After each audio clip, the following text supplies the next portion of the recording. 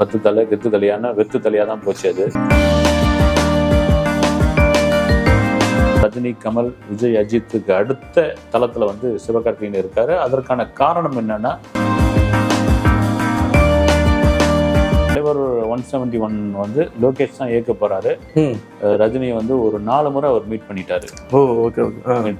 Meet பண்ணதற்கான காரணம் என்னன்னா,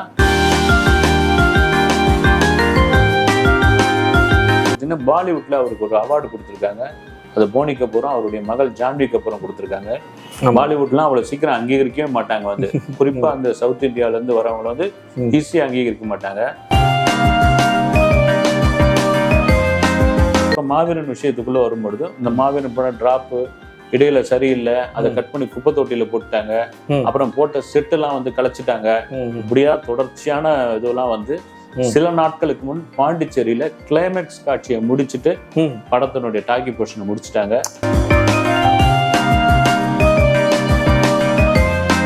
விக்னேஷ் சிவன் வந்து ஒரு பேட்டியில இப்போ ரீசனாக சொன்னார். அது வந்து ப்ரொடக்ஷன் ஹவுஸ்ல வந்து எனக்கு அஜித் சாருக்கு எந்த ஒரு இதுவும் கிடையாது. ஆனால் ப்ரொடக்ஷன் ஹவுஸ்ல வந்து என்னோட செகண்ட் ஹாஃப் பிடிக்கல, அதனால தான் வந்து ரிஜெக்ட் பண்ணாங்க. ஆனால் என்னோட வாய்ப்பு வந்து மழி திருமணிக்கு போகும்போது எனக்கு ரொம்ப சந்தோஷமாக தான் இருக்குது. ஃபேனாக நான் அதை ரொம்ப சந்தோஷமாக தான் இருக்கேன். அந்த படத்தை பெருசாக எதிர்பார்க்குறேன் அப்படிங்கும்போது அது பார்க்கும்போது நமக்கே கொஞ்சம் அவர் மேலே ஒரு அனுதாபம் இல்லை, ஒரு சந்தோஷம் தான் வருது. சரி, ஒரு பக்குவமான மனிதராக மாறிக்காரு அப்படிங்கும்போது அடுத்து அவர் என்ன படம் பண்ண போறாரு? நீங்க அருமையான ஒரு வார்த்தையை சொன்னீங்க, பக்குவமான மனிதராக மாறிட்டாருன்னு. ஆரம்பத்தில் அவருக்கு பெரிய கோபம் இருந்தது. அது எல்லாருக்கும் இயல்பா உள்ள கோபம் தான் அது.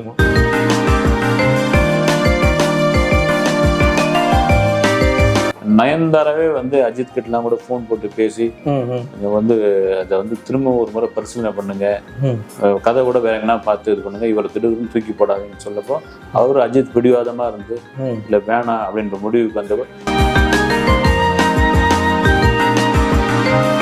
ரஜினி எதிர்பார்க்கறது என்னன்னா, இந்த வரிசையா அந்த மாஸ்டர்ல இருந்து இதெல்லாம் வந்து ஒரு அதகலம் பண்ணிக்கிட்டு இருக்காரு இந்த டைரக்டர், நமக்கு வந்தா எப்படி இருப்பாரு அப்படின்ற ஒரு விஷயம் இருக்கு.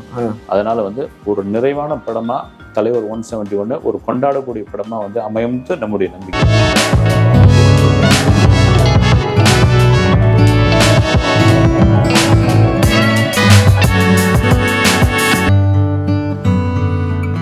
மூத்த பத்திரிகையாளர் திரு ஜெயார் பாலு சார் மீண்டும் நம்மளோட இணைஞ்சிருக்காங்க.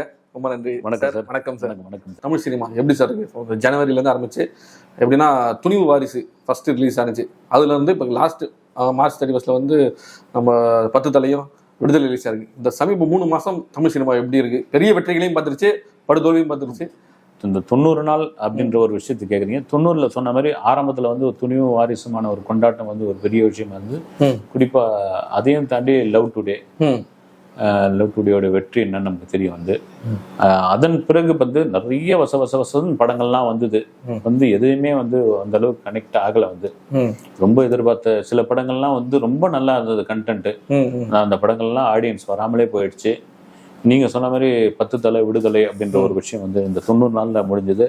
10 தலை எதிர்பார்த்த வெற்றி எனக்கு தெரிஞ்சு கொடுக்கல, ஒரு கொண்டாடத்தை கூட. விடுதலை வந்து நல்ல ஒரு கண்டென்ட், ஒரு பேசும் பொருள். அந்த திரும்ப சொல்றதுன்னா ஒரு டைரக்டர் வெற்றிமாறனுக்கான படமா அது அமைஞ்சது. அந்த படம் வந்து ஒரு கொண்டாட்டமான படமா இருந்தது. இனி வர இந்த 6 மாதம்னு எடுக்கும் பொழுது இதுக்கப்புறம் வர படங்கள் வந்து எந்தெந்த படம் லைனப்ல இருக்குதுன்னு ஒரு களைச்சு போட்ட சீட்டு மாதிரியே இருக்குது. அதெல்லாம் வந்த பிறகு அது தெரியும் வந்து. இந்த 90 நாளுக்கு ஒரு தமிழ் சினிமா வந்து ஒரு சிறப்பான ஆரம்பத்துல பாத்தீங்கன்னா உச்ச நட்சத்திரம் 2 படங்கள் ஒன்னா மோதுனுச்சு. துணிவு வாரிசு அதுவே வந்து ஒரு பெரிய ஒரு தொடக்கம் தான். ஆமா, அதுல இருந்து பாத்தீங்கன்னா டாடா கொஞ்சம் நல்ல பேர் எடுத்தது சார். ஆமா, கவினோட டாடா படம் வந்து பேர் எடுத்தது கண்டி உங்களுக்கு மப்சல்ல போய் அந்த படம் பெருசா கனெக்ட் ஆகல சார். வந்து பாத்தீங்கன்னா நான்லாம் வெளியெல்லாம் போய் பார்த்து விசாரிச்சேன்.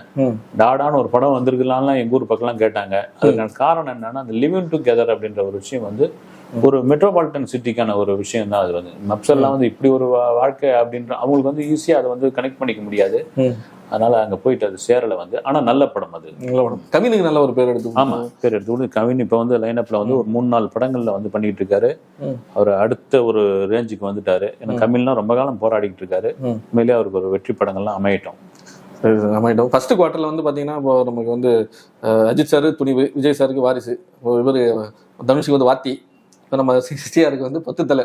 இதுல இந்த 4த்துல எது டாப்ல நீங்க உங்களோட இது பெஸ்ட் எது சார் சொல்லுவீங்க? கண்டிப்பா வாரிசு தான் சார். வாரிசு தான் வந்து. அதற்கு அடுத்து வந்து துணிவு. துணிவு வாரிசுக்கும் பெரிய ரேஷியோ இல்லை வந்து. ஆனால் வந்து வாரிசு தான் என்ன இருந்தாலும் ஃபேமிலி ஆடியன்ஸ் அப்படின்ற ஒரு விஷயம் விஜய்க்கு வந்து மறுபடியும் நிரூபிச்சுட்டாரு அந்த படத்துல. அதை தாண்டி வாத்தி படத்தை வந்து இங்க ஆக ஓகோன்னாங்க. தெலுங்குல வந்து ஒரு நல்ல வரவேற்பு பெற்றது. அது காரணம் என்னன்னா தெலுங்கு இயக்குனர், அந்த தெலுங்கு சாயல் அந்த படம் முழுக்க இருந்தது. இங்க பாத்தீங்கன்னா 10 தலை அந்த அளவுக்கு இல்ல. ஆமா, 10 தலை கெத்து தலையான வெத்து தலையா தான் போச்சு அது. சரி, விடுதலை ஒரு நல்ல ஒரு கண்டென்ட்டா பேசிருக்குது. விடுதலை 2 வந்து ஒரு கமர்ஷியலா வந்து பெரிய வெற்றி பெறணும்னு எதிர்பார்க்கலாம். சரி சார், வந்தோட கண்டிப்பா பேசுவோம். கண்டிப்பா. ஸோ மெயினாக வந்து இப்போ அடுத்தது வந்து சிவகார்த்திகேயன் சார், அவர் வந்து இப்போ அடுத்தது மாவீரன் பண்ணிக்கிட்டு இருக்காரு. அந்த மாவீரன்ல அந்த டேரக்டரும் அவருக்கும் நீங்க சண்டைங்கிற நீங்களே ஒரு இதுல சொல்லிருக்கீங்க ஒரு நேர்காணல்ல. சண்டைன்னு சொல்லல நான். ஆக்சுவலா என்னன்னா, ஆரம்பத்துல இருந்து இந்த படம் வந்து மடோன் அஸ்வின் இயக்கத்தில் இவர் நடிக்கிறான் போது அவர் வந்து ஒரு வித்தியாசமான சிந்தனை உள்ள ஒரு டைரக்டர். ஒரு படத்துலயே அதை ப்ரூவ் பண்ணாரு. அதை தாண்டி ஒரு கமர்ஷியல் ஹீரோ வந்து இன்னைக்கு வந்து ரஜினி, கமல், விஜய், அஜித்துக்கு அடுத்த தளத்துல வந்து சிவகார்த்திகேயன் இருக்காரு. அதற்கான காரணம் என்னன்னா, குழந்தைகளுக்கு ஒரு பிடித்தமான ஹீரோ யாரோ அவங்களதான் சார் வந்து டாப்ல எப்பவுமே வருவாங்க. கண்டிப்பா ரஜினி ஆகட்டும், விஜய் ஆகட்டும், உங்களுக்கு வந்து ஒரு இப்போ வந்து ஃபேமிலி ஆடியன்ஸ் எங்க தெரியுங்களா உங்களுக்கு கனெக்ட் ஆகுது. ஒரு 10 வயசு பையன் வந்து என்ன இந்த படத்தை கூட்டுமோன்னா ஒரு ஃபேமிலியோட தான் கிளம்ப வேண்டியதா இருக்கும். இதுதான் ஃபேமிலி ஆடியன்ஸ். அதுதான் குழந்தைங்களை வந்து டார்கெட் பண்றது வந்து குழந்தைகளுக்கு பிடித்தமான ஹீரோ. இன்னைக்கு எஸ்கே அப்படி வந்து குழந்தைகளுக்கு பிடித்தமான இருக்கு. குறிப்பா அந்த டான் டாக்டர் படங்களுடைய வெற்றி வந்து அவர் வேற ஒரு தளத்துக்கு போயிருக்கு. ஒரு 2-3 நாளைக்கு முன்னாடி பார்த்தீங்கன்னா பாலிவுட்ல அவருக்கு ஒரு அவார்டு கொடுத்துருக்காங்க. அது போனி கபூரும் அவருடைய மகள் ஜான்வி கபூரும் கொடுத்துருக்காங்க. பாலிவுட்லாம் அவ்வளவு சீக்கிரம் அங்கீகரிக்கவே மாட்டாங்க வந்து. குறிப்பா அந்த சவுத் இந்தியால இருந்து வரவங்களை வந்து ஈஸியா அங்கீகரிக்க மாட்டாங்க. அவங்கள பொறுத்த வரைக்கும் மதராசி அப்படின்ற ஒரு விஷயம். அவங்க யாரை அங்கீகரிக்குவாங்கன்னா, இங்க இருக்கிற டெக்னீஷியன்ஸ், இங்க இருக்கிற நடிகைகளை வேணா வந்து பாலிவுட்ல வந்து கொண்டாடுவாங்க. ஆனா பாலிவுட்ல கூப்பிட்டு இவருக்கு வந்து போனி கபூரும் ஜான்வி கபூரும் சேர்ந்து ஒரு விருது கொடுத்துருக்காங்கன்றது ஒரு ஆரோக்கியமான விஷயம். மேபி அவர் இந்தியில கூட நடிக்கிறதுக்கான வாய்ப்பு இருக்கு. இப்ப இந்தி சினிமா வந்து ஒரு நல்ல பரந்த ஒரு விஷயம் ஆயிடுச்சு. விஜய் சேதுபதி போய் வெப் சீரிஸ் எல்லாம் பண்ணிக்கிட்டு இருக்காரு. அடுத்த ஷாருக்கான் படத்துல வில்லனா பண்றாரு. ஷாருக்கான் படத்துல வில்லனா பண்ணிக்கிட்டு இருக்காரு. அதனால வந்து மேபி எஸ்கே வந்து ஒரு சமயம் போனி கபூர் தயாரிப்புல இந்தியில கூட ஒரு படம் பண்றதுக்கான வாய்ப்பு இருக்கு. அது மாதிரி வந்து இப்ப மாவீரன் விஷயத்துக்குள்ள வரும்பொழுது இந்த மாவீரன் படம் டிராப் இடையில சரியில்லை, அதை கட் பண்ணி குப்பை தொட்டியில போட்டுட்டாங்க. அப்புறம் போட்ட செட் எல்லாம் வந்து கலைச்சிட்டாங்க. இப்படியா தொடர்ச்சியான இதெல்லாம் வந்து சில நாட்களுக்கு முன் பாண்டிச்சேரியில கிளைமேக்ஸ் காட்சியை முடிச்சுட்டு படத்தினுடைய டாக்கி போர்ஷனை முடிச்சுட்டாங்க. படத்துக்கான போஸ்ட் ப்ரொடக்ஷன் வேலைகள் வந்து நடக்க ஆரம்பிச்சிருச்சு. இதுதான் வந்து மாவீரன் அப்டேட். மாவீரன் முடிச்சுட்டு எஸ்கே வந்து ஏஆர் முருகதாஸ் டைரக்ஷன்ல பண்ண போறாங்க. அது ஒரு ஏஆர் முருகதாஸ் டைரக்ஷன்ல பண்றதுக்கான பேச்சுவார்த்தை ஒரு பக்கம் போயிட்டு இருக்கு. ஆனால் பாத்தீங்கன்னா அங்க ராஜ்குமார் பெரியசாமி டைரக்ஷன்ல, கமல் ப்ரொடக்ஷன்ல ராஜ்குமார் பெரியசாமி ரங்குன்னு ஒரு படத்தை வந்து கொடுத்தாரு. அவருதான் வந்து ஆக்சுவலா வந்து நீங்க ஏன்னா ராஜ்குமார் பெரியசாமி, நெல்சன், சிவகார்த்திகேயன்லாம் வந்து விஜய் தொலைக்காட்சியில ஒன்னா இருந்தவங்க. அப்போ இவர் வந்து சிவகார்த்திகேயன் ஒரு மாசான ஒரு படம், ஒரு ஆக்ஷன் படம் பண்ணணும்னு ஒரு ஆசை இருக்குன்னு போது முருகதாஸ் ஒரு சரியான நபர். அவர் இப்போனா லைம் லைட்ல இல்லாமல் இருக்கலாம், ஒரு திறமையான டைரக்டர். அதுக்கு சொன்னதுக்கான ராஜ்குமார் பெரியசாமி சொன்னதுக்கு காரணம் என்னன்னா, துப்பாக்கி படத்தினுடைய 2nd யூனிட் டைரக்டர் அவர் தான். ஆமா, அதனால கூட இருந்து பார்த்துருக்கேன். அவர் தான் சஜெக்ஷன் பண்ணியிருக்காரு. அதற்கான வேலைகள்லாம் வந்து இதுக்கப்புறம் வர அந்த இதெல்லாம் எப்படி இருக்குன்னு அவங்க கொடுக்குற அப்டேட்ல தான் இருக்கு. அது வந்து இப்போ அடுத்தது வந்து இப்போ என்ன ஸ்டார்ட் பண்ண போறாருங்கிறது வந்து இன்னும் இந்த 2 படம் தான். ஒன்னு ராஜ்குமார் பெரியசாமி படம், இல்ல எஸ்கே ராஜ்குமார் பெரியசாமி படம் கன்ஃபார்ம். அது ராஜ்கமல் பிலிம்ஸ் தயாரிக்கிற படம். அது இமிடியேட்டா அது ஸ்டார்ட் பண்ணி அது போனாலும் போகலாம். ஒரு சமயம் இவருக்கு ஒரு பெரிய ஆக்ஷன் படம் தேவைப்படுது அப்படின்னா முருகதாஸ் படத்துக்கு யார் ப்ரொடியூசர், யார் வரப்போறாங்க, அடுத்த கட்ட நகர்வு என்னன்னு வந்து அவங்க தரப்புல இருந்து சொன்னாதான் தெரியும் நமக்கு. விக்னேஷ் சிவன் வந்து ஒரு பேட்டியில இப்போ ரீசனா சொன்னாரு மாதிரி வந்து ப்ரொடக்ஷன் ஹவுஸ்ல வந்து எனக்கு அஜித் சாருக்கு எந்த ஒரு இதுவும் கிடையாது, ஆனா ப்ரொடக்ஷன் ஹவுஸ்ல வந்து என்னோட செகண்ட் ஹாஃப் பிடிக்கல, அதனாலதான் வந்து ரிஜெக்ட் பண்ணாங்க. ஆனா என்னோட வாய்ப்பு வந்து மழி திருமணிக்கு போகும்போது எனக்கு ரொம்ப சந்தோஷமா தான் இருக்கு. ஃபேனா நான் அதை ரொம்ப சந்தோஷமா தான் இருக்கேன். அந்த படத்தை எதிர்பார்க்கிறேன். அப்படிங்கும்போது அதை பார்க்கும்போது நமக்கே கொஞ்சம் அவர் மேல ஒரு அனுதாபம் இல்லை, ஒரு சந்தோஷம் தான் வருது. சரி, ஒரு பக்குவமான மனிதராக மாறிக்காரு அப்படிங்கும்போது அடுத்து அவர் என்ன பண்ண போறாரு? நீங்க அருமையான ஒரு வார்த்தையை சொன்னீங்க, பக்குவமான மனிதரா மாறிட்டாருன்னு. ஆரம்பத்துல அவருக்கு பெரிய கோபம் இருந்தது. அது எல்லாருக்கும் இயல்பா உள்ள கோபம் தான். அது ஒரு பெரிய ஹீரோ படத்துல அபிஷியலா அறிவிக்கப்படலைன்னா கூட இவர் தான் படம் பண்ண போறாருன்னு ஒரு விஷயம் உலகம் பூரா தெரிஞ்சு போச்சு. திடுதிப்புன்னு இவர் இல்லைன்னு அது அந்த படத்துல இருந்து கழட்டி விடப்படுகிறார். கழட்டி விட்டப்பட்டவொடனே அவருக்கு வந்து ஒரு பெரிய இன்சல் ஆகுது. அதன் பிறகு யாரும் வந்து நம்ம கிட்ட கதை கேட்க மாட்டாங்க, அது சினிமாவில் உள்ள ஒரு விஷயம் தான் அப்படின்னு மனவேதனைப்படுறாரு. நயன்தாராவே வந்து அஜித் கிட்டலாம் கூட போன் போட்டு பேசி கொஞ்சம் வந்து அதை வந்து திரும்ப ஒரு முறை பரிசீலனை பண்ணுங்க, கதை கூட வேற எங்கன்னா பார்த்து இது பண்ணுங்க, இவரை திடீர்னு தூக்கி போடாதீங்கன்னு சொல்லப்போ அவரு அஜித் பிடிவாதமா இருந்து இல்ல வேணாம் அப்படின்ற முடிவுக்கு வந்தப்போ இவர் அந்த ட்விட்டர் பேஜ்ல இருக்கிற அந்த முகப்பு படங்கள்லாம் கூட கோவத்துல மாத்தி இப்போ வந்து நீங்க சொன்ன மாதிரி ஒரு பக்குவத்துக்கு வந்த பிறகு வந்து ஒரு பதில சொல்லியிருக்காரு. அப்புறம் பாத்தீங்கன்னா பிரதீப் ரங்கநாதனுடைய நடிப்புல இவர் டைரக்ட் பண்ண போறாரு படத்தை. உள்ள விஜய் சேதுபதியும் வரதுக்கான வாய்ப்பு நிறைய இருக்கு. ஏன்னா இவர் வந்து அந்த AK-62 இருந்து வெளியேற்றப்பட்ட போது முதல் ஆறுதலா வந்து சொன்னது வந்து விஜய் சேதுபதி தான். பொன்னியில பிரதர் அதே கதையில் நான் நடிக்கிறேன், பயப்படாதீங்க, சினிமா தானே, இது எங்க போயிட போகுது, மறுபடியும் அஜித் சாரே கூப்பிட்டு உங்களை படம் பண்ணாலும் வாய்ப்பு இருக்கு, அதெல்லாம் வந்து இது பண்ணிக்காதீங்க அப்படின்னு சொல்லி. ஏன்னா இவங்க எல்லாம் வந்து அதையெல்லாம் தாண்டி வந்தவர்கள். விஜய் சேதுபதி, சிவகார்த்திகேயன் ஆகட்டும், அந்த இதெல்லாம் தாண்டி வந்தவங்க. இப்போ அந்த பிரதீப் ரங்கநாதன் படத்துக்குள்ள வந்ததுனால அவர் பழைய உற்சாகத்துல இருக்காரு. வந்து இந்த உற்சாகத்தினுடைய வெளிப்பாடு தான் வந்து இதெல்லாம் சொல்லியிருக்காரு.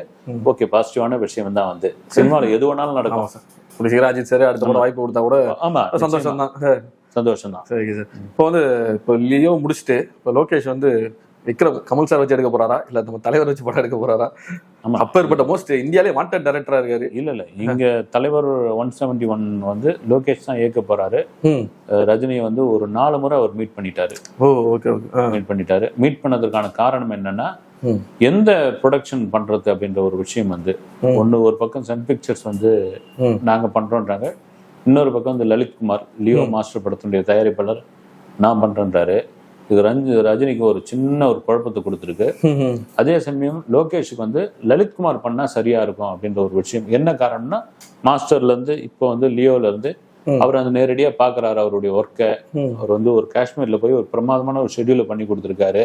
அதை தாண்டி வந்து ரஜினி வந்து ஒரு பெரிய சம்பளம் எதிர்பார்க்கிறாருன்னா அந்த சம்பளத்தை கொடுக்கக்கூடிய திறன் அவர்கிட்ட இருக்கு, கொடுப்பாரு. ஏன்னா ரஜினிக்கு அதான் தேவைப்படுது.